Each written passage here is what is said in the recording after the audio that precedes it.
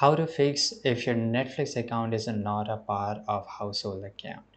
The very first thing, whenever you just try to log in into your account, you will not able to see this profile.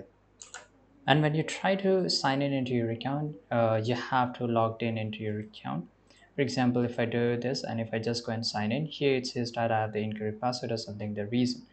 Right. So, for example, if I just go to any of the account here, right, make sure just to fix this issue, first of all, you have to get the access from the, from the household account manager, who the, you can say, who have the account name on it, so that that person can allow you to have a make a profile of your name, and you can use Netflix, right?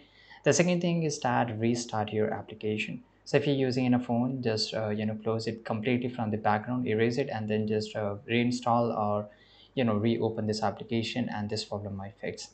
Right, so these are the only two solution, because generally it doesn't happen, and whenever it's happen, you can just restart, or last to last, you can do one thing, you can just shut down your phone or laptop or PC, wherever you're using your device, you just completely shut it off and just restart, and after that it will start working fine. So this is how you can fix it, and thanks for watching this video. Subscribe.